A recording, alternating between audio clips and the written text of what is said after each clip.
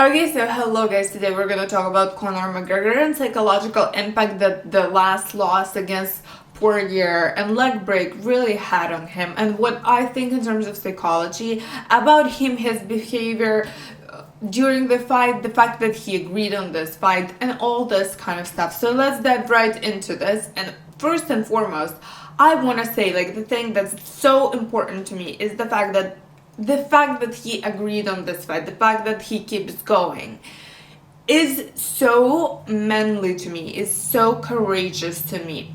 And I'm gonna explain why. Like, this is not necessarily something that you would think as like normal behavior, right? Because he has already achieved so much, he earned so much money, and he is one of the true champs, right? He, like, why would he go out there and want to lose again, especially in a sport like UFC, sport like martial arts, right? Because if we even talk about tennis players, right? Like, the loss there is not as painful literally and psychologically as painful it is for UFC. And I know that after the loss, for example, McGregor or anyone really, especially in the fighting world, is not gonna receive praise, is not gonna receive encouragement. It's just you are seen to be you're viewed as a loser, as someone who has lost and who wasn't really tough enough. And I see a huge problem here because for an athlete, obviously, like, the society can do whatever thing it wants to do, right? But, like, for him, I really personally view him as this very tough guy who wasn't afraid to lose people's approval, right? Who wasn't afraid to lose his fans because all of a sudden he now is losing his fights. And I think I've heard comments that people are making that McGregor is not as motivated anymore, and I disagree with it completely. Like, I'm pretty sure he obviously wanted to win against Poirier. I think that is very obvious that he did, because it's just his personality, and also just, like, I just don't see why wouldn't he be motivated enough to win, because he could literally lose his life in that octagon. So I don't see anything more motivating than fighting for your literally life, right? So I think that he wanted to win, he was there to win, but he lost. And the fact that he himself put himself in that position, and it's not like he needs money, right, or he needs more fame, right? I think it's because, and I know also that a lot of people really do not differentiate between his persona, something that he shows to the world, and him as a person. But I really try to differentiate it and try to see him for what it is. Obviously, I'm not his therapist, I'm not his friend, obviously not his wife, but you can still see that a lot of things that he does is for show. And this is something, the decision to keep fighting, even for a great amount of money, right, is something that I find to be very courageous, very manly. It's something that says that it's okay if I lose people's approval, if I lose, right, this fight. So that is something that is the mindset that really I believe brought him to the level that he is at, right? Because if you are that person, but at the same time, like, the thing that I want to point out here is that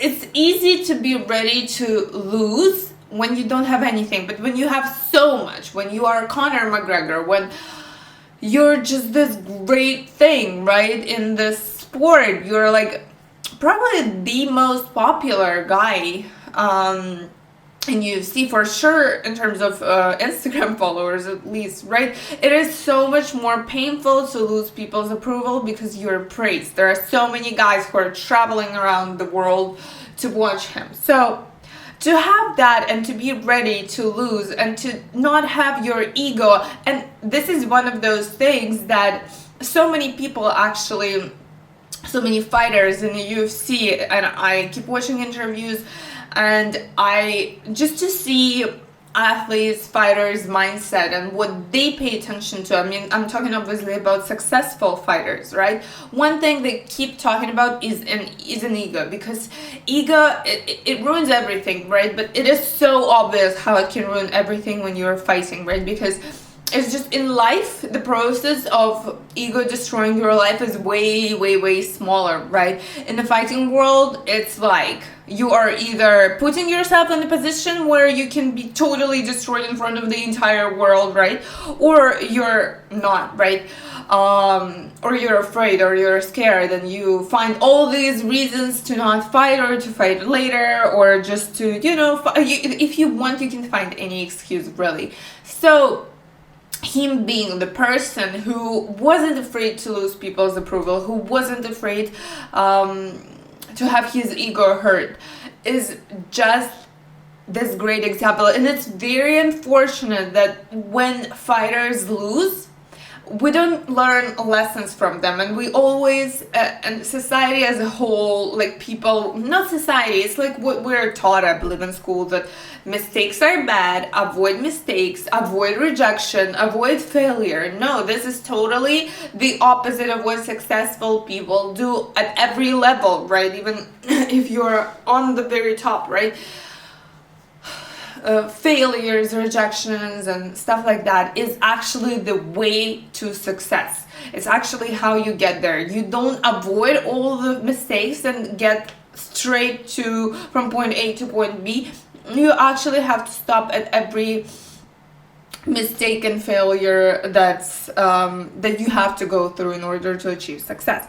And if you want to keep going, right, even if you have already achieved success, as Conor McGregor did, he keeps making, I don't want to say, it is a failure. I mean, honestly, one of the things that a lot of psychologists recommend is, and actually a lot of successful people intuitively implement, is to stop using these words. Stop using words failure, loss, rejection. Like, find some other words that you can use in order to replace these words, because these words have this bad kind of connotation. I don't know if that's the right way to explain it, but like they have this bad underlying tone, I guess, to them. It seems like something it sounds like something that you should have avoided, right?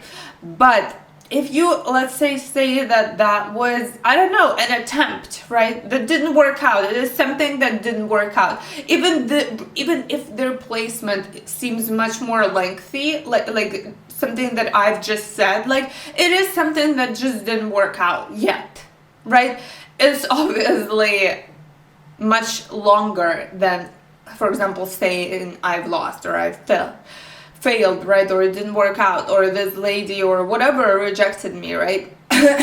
Try to find these words and put these words in your life instead of those other words, and that seem to have negative connotation.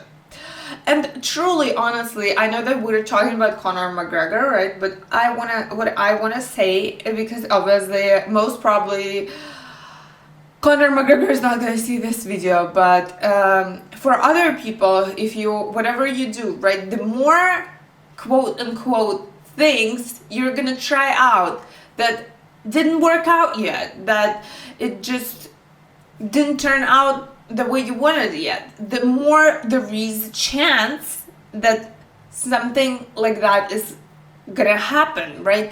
And I'm not saying that you should always go for something you're totally unprepared to go for, and especially that is true for UFC fights, right, or fights in general, right? Because as Khabib's Nurmagomedov dad said, like, he never allowed his fighters to go in the octagon if they weren't prepared. So obviously you have to be smart about it. You cannot just go and fight people if you slept for the past 10 days and didn't do anything and only ate burgers, right? That obviously is not going to work out. So you have to have this common sense. But if you're not losing something, right, if it is not something, if there isn't something that's like crazy on the line, right, like And this is where my admiration for McGregor comes from, because there was so much on the line for him, right? His life was literally on the line, right? His health, and we see how much his health has suffered. Like we all saw that leg break, right? But he still went for it, and this is something that not a lot of people, very little amount of people would go for. But that's what made him a champion. That's what his willingness, his ability, his readiness, his lack of this unhealthy ego, regardless of what he shows to the public, right? We see he does it with his action, right? His readiness to lose, his readiness to fail is what has allowed him to, for example, gain my respect, right? It's not obviously something that he maybe necessarily wants, right? But people that like him are people who are literally paying him money, right? So that's something that he deserves an admiration for. That's what got him to where he is right now. I personally believe that that's one of the most important components and aspects in his career, that if you implement, for example, in your life, or anyone really, is just gonna, your career, your life is most probably gonna change forever. It's gonna skyrocket. Just be ready to fail, and not even be ready. Like there are several levels to accept failure in your life, to accept things that are not gonna work out right away, right? One level is to be ready for it. Another level is to seek out failures. Try things that you know are not maybe, or you know for sure, like you know most probably aren't gonna work out, and try to do them. Try to seek that failure, fail often, fail forward, and just do things that are most probably not gonna work out, but the more you try them, the more there is a probability that it is gonna work out in the end. And thank you so much for watching this video. Go to my YouTube channel, watch my other videos. Do not forget to subscribe, and thank you so much for watching this video again.